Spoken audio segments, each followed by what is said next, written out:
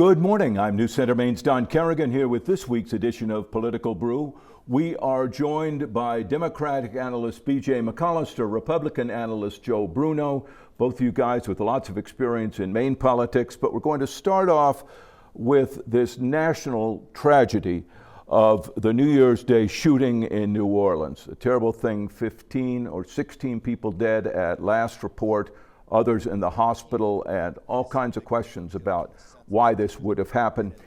We're obviously don't want to dwell on the tragedy itself, but on a political basis. And Joe, I'll start with you. How does this seem likely to affect the new Congress, the new president, the political discussion in the country?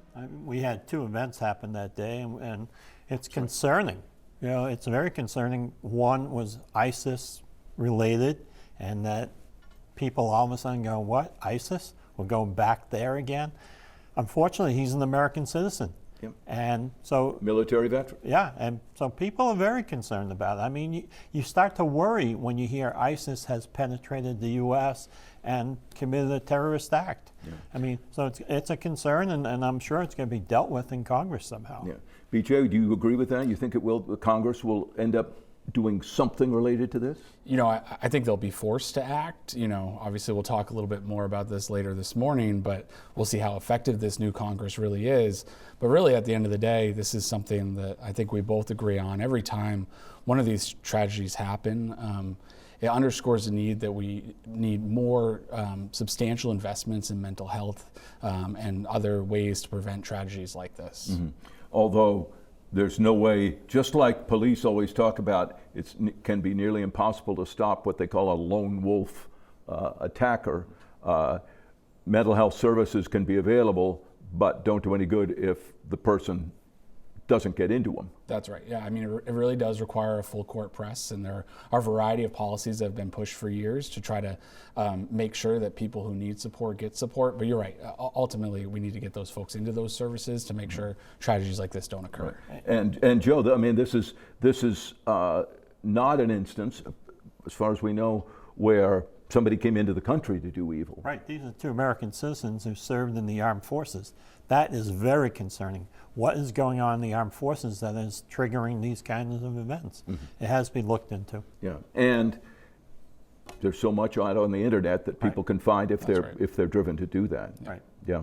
So happening in Washington, even as we speak, we're recording this on a Friday, and we expect the House of Representatives the Republicans will choose their speaker. Mike Johnson hanging on by his fingernails, I guess you could say. By the time this airs, we will know, presumably, the outcome of that election. But Joe, as a Republican, why do they seem to continue to have this problem? This is a problem with Republicans nationwide. It's a problem here in Maine. You give us power, and then we don't know how to use it, or how to govern. And I don't know if it's because we've been a minority so long that we forget what needs to get done. But yeah, you have these radical Republicans out there, mostly from the Freedom Caucus, who just want to get their name in the paper or get on TV. It's ridiculous that we're going through this again. I mean, we should have learned something from the McCarthy election, but we didn't. It's frustrating. It's frustrating. It really drives me nuts because we have an opportunity to change the direction of this country this year. Mm-hmm. And we may not do it because of all this internal fighting. Yeah. Is it just that the far right wants only what they want and doesn't want to compromise on anything? Is it that simple? I don't know it's that simple. I think they want power to control the agenda, which they do not have now. When you look at that Freedom Caucus, you're talking less than 30 members. So there you go. BJ, what's your take on this? You and Democrats sit back and say, I generally agree with the assessment, but what I will say is whatever happens, Mike Johnson has a tremendous risk here of putting himself in the same corner the former speaker did and making deals and promises that his future self may be held accountable for. And the only place where I might defer a bit is that this Freedom Caucus has quite a bit of power because Elon Musk Musk and Donald Trump continue to fan those flames and get them energized. And look, this division came and this crisis came because Speaker Johnson did not want to be the Grinch who stole Christmas and lay off a couple 100,000 federal workers by keeping the government open. And so that's why they're holding him accountable, because he did not want the government to be in a crisis right before Christmas. And that flame was fanned by Donald Trump and Elon Musk. Also, internationally, we're seeing maybe increasing tensions, if it's possible to have them worse, involving Russia. Obviously, Christmas Day attacks on Ukraine, very severe. And now this whole issue of apparently a Russian ship taking action to cut off the feed of electricity from Finland to the small little nation of Estonia. Senator Collins told us this week she's very concerned about this because Finland is part of NATO. BJ, how worried should the new administration be about, and new Congress, about dealing with Russia? I think they should be very concerned, and I think the American public should be very concerned as well, because let's remember that Donald Trump said on the campaign trail in February that nations that do not contribute enough to NATO should be in a situation where Russia can do whatever they want to them. And this is happening. Look, Vladimir Putin is not a dumb leader. He's a smart leader. His morals are questionable without a question. But at the end of the day, Putin heard Donald Trump say that in February, and he is acting on that now, and he knows that a new administration is going to come in with that mindset. And so I think it's less a concern for the new administration, more concern of how the congressional branch will hold the administration accountable and what it means for the American public. Joe, how do you see this? Well, I mean, we had all these nations actually contribute more to NATO when Donald Trump was president, because he forced their hands to do that. But the concern is, what is NATO? It's an agreement that the U.S. will back those countries if they get into a fight. And if Russia continues the aggression through Ukraine, are they going to go into Estonia or Belarus and have all kinds of more issues there? It's the other concern is we have China involved in this too. That has been blamed for cutting some cables to Norway and Denmark. So this is getting quite to be a lot of tension in that area. And what is going to be the U.S. role, and how is President Trump going to react to that kind of terrorism? Could be a real test. Yeah. Well, right. And to Joe's point, I'll just say, these frontline nations have already sounded the alarm bells, saying we need the United States to step in now. All right. Yeah. A lot more to talk about. We will be back with part 2 of Political Brew.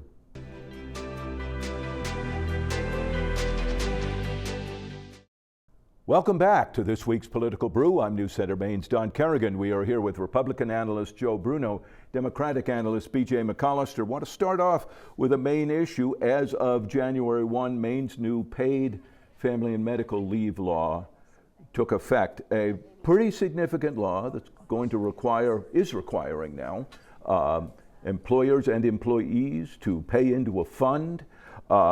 Still quite controversial, especially within the business world. BJ, I'll ask you first. Is this a big, significant moment for Maine? It definitely is. And look, we have heard every single step of the way from the business community that certain changes that give workers rights and put more money in their pocket will bankrupt businesses, whether that was paid time off or whether that was the increase of the minimum wage. None of those things came to fruition. But at the end of the day, thanks to this policy, if somebody has to take time off from work to take care of a sick loved one, if they have to, if they're lucky enough to have had a baby, they have an opportunity to spend time with their family without worrying about how they're going to pay their mortgage. And that is what this is all about, making sure that working people have access to more rights. Joe, do you think this is a good thing?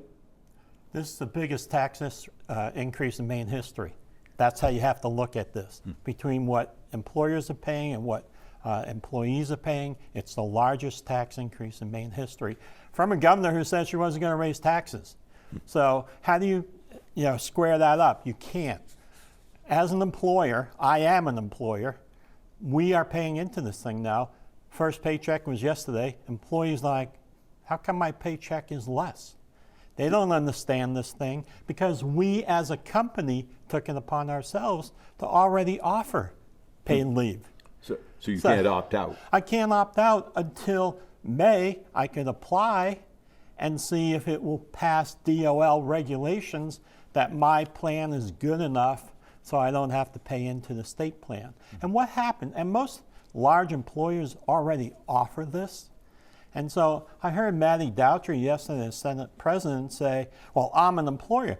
But she's exempt from the law because she has less than 15 employees. So she's not paying into it, yet her employees are. I mean, that's pretty hypocritical right there. Large employers, this is going to cost us thousands and thousands of dollars, probably enough to fund another employee. And so while it's a great benefit to have, most employers have taken it upon themselves to already offer this benefit. New Hampshire has a voluntary plan. Look, if you as a small company can't afford it, you can come into this pool and jump in and offer this benefit. But in Maine, we made it mandatory, so a lot of employers who already have this benefit are paying for it twice now. Or not paying the way they used to.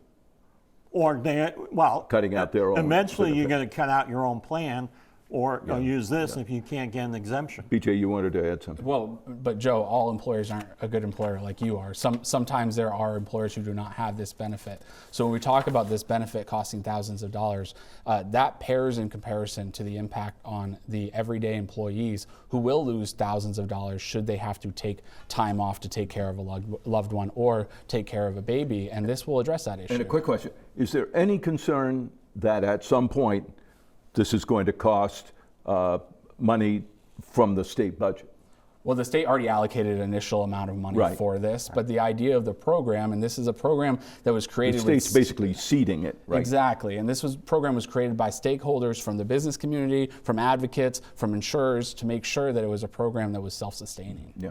And Joe, final question briefly. A gubernatorial election in 2 years. Do you expect this will be an issue then, or will it be forgotten? Absolutely.